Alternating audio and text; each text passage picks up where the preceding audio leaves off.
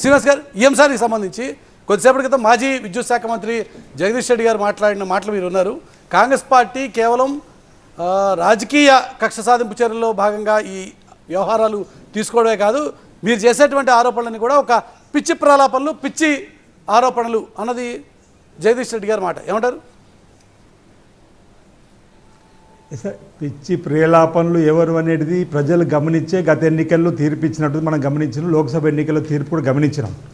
ఈరోజు ప్రభుత్వం శ్వేతపత్రం ప్రకటించినాడు 81,000 పైచిలుకు కోట్ల రుణభారాన్ని, 62,000 పైచిలుకు నష్టాన్ని విద్యుత్ కొనుగోళ్ల ద్వారా మనకు జరిగిందనేది శ్వేతపత్రం ద్వారా కూడా అసెంబ్లీలో చర్చ జరిగింది. దానికి అప్పటి విద్యుత్ శాఖ మంత్రులుగా అనేక మంది చర్చలో పాల్గొన్నారు. వాస్తవాలను ప్రజలకు చెప్పడం జరిగింది. ఈరోజు వాళ్ళు మాట్లాడే క్రమంలో నేను ఒకటే మీ ద్వారా ప్రజలను కానీ వాళ్ళని అడగడానికి కోసం ప్రయత్నం చేస్తున్నా. యాదాద్రి 2015లో 2 సంవత్సరాల్లో పూర్తి చేస్తామనేటువంటి ఆలోచనతో నిర్మాణం చేసి 7 సంవత్సరాల్లో ఎందుకు పూర్తి చేయలేకపోయారు అనేది ఒకటి సమాధానం వారు చెప్పేది ఉండే. ఆనాడు ₹6.75 ఇంచుమించు 6.75 కోట్లతో ఒక్కొక్క మెగావాట్కి అనుకునేది ఈరోజు 9 కోట్ల మెగావాట్కు చేరిపోయినటువంటి సందర్భంలో వీళ్ళ వైఫల్యం కాదని అడుగుతున్నా.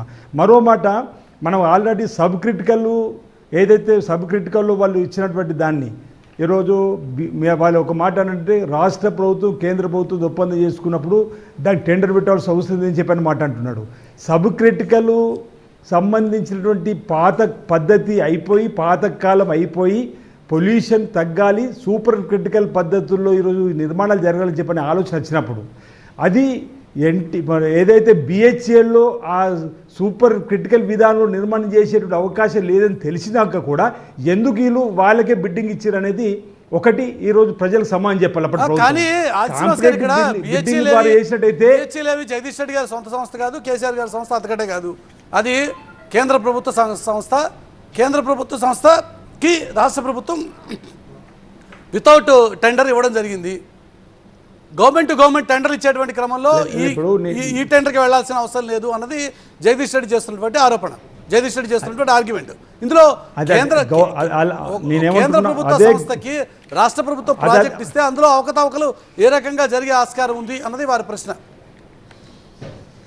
ఇప్పుడు అలాంటప్పుడు చిత్తశుద్ధి ఉండుంటే కేంద్ర సంస్థ కేటీపీపీ 7వ దశ 48 మంత్స్ని కంప్లీట్ చేశారు. ఇదెందుకు పూర్తి చేయలేని ఒకటి. కానీ నేనేమంటున్నా మీ ద్వారా, బిహెచ్ఎల్ కేంద్ర సంస్థ కావచ్చు, కానీ సూపర్ టెక్నాలజీకి సంబంధించిన అంశం వాళ్ళకి లేనప్పుడు ఎందుకు ఈరోజు ఇవ్వాల్సి వచ్చిందని సమానం చెప్పాలి. కేంద్ర ప్రభుత్వానికి ఇవ్వాలి రూల్ లేదు కదా. వాళ్ళ దగ్గర సూపర్ టెక్నాలజీకి సంబంధించినటువంటి విధి విధానాలు కానీ వాళ్ళ దగ్గర టెక్నాలజీ లేనప్పుడు వాళ్ళకి ఎందుకు ఇవ్వాల్సి వచ్చింది, అక్కడ మద్దతు పోయిందని కూడా ప్రజలకు ఈరోజు చెప్పాల్సిన అవసరం ఉంది. మీకున్న డౌట్ ఏంటి? మీరేమంటారు? ఈ రోజున కేంద్ర ప్రభుత్వం సంస్థకి ఇవ్వడం రాష్ట్ర ప్రభుత్వం చేసినటువంటి తప్పంటారా? మరి ఆ తప్పు క్రమంలో ఏముంది మీ అనుమానం? ఇప్పుడు అదే అంటే ఆ రోజు బీజేపీ బీఆర్ఎస్ స్నేహం ఒడంబడికలో భాగంగా వాళ్ళపై గుడ్డి నమ్మకంతో పోయినటువంటి మాటని చెప్పడానికి ప్రయత్నం చేస్తున్నా.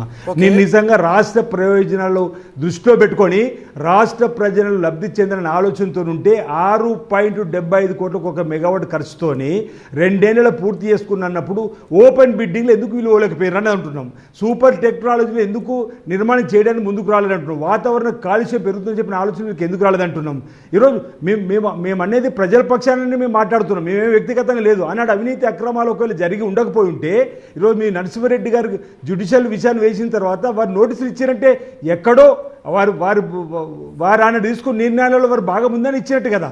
ఈరోజు నోటీసులకు సమాధానం ఇవ్వాల్సింది పోయి ఉందాగా ఒకవేళ తప్పే లేకపోతే నరసింహన్ కమిషన్ మీద వీరే చెప్పాలని ఈరోజు బహిరంగ లేఖ రాసి ఈరోజు హాజరు కాకుండా ఉండే విధంగా ఈరోజు ఇప్పటికీ ఒకటి కాదు, కాళేశ్వరం చూసినాం, లిక్కర్ది చూసినాం. ఈరోజు అన్ని అంశాలు క్లబ్ చేయడం కంటే కూడా ఈరోజు మాట్లాడతాం కాబట్టి అందరికీ కన్ఫైన్ అవుతుంది. ఎందుకంటే ఇప్పుడు మళ్ళీ మీరు కాళేశ్వరం లేకపోతే లిక్కర్ స్కామ్లు మాట్లాడితే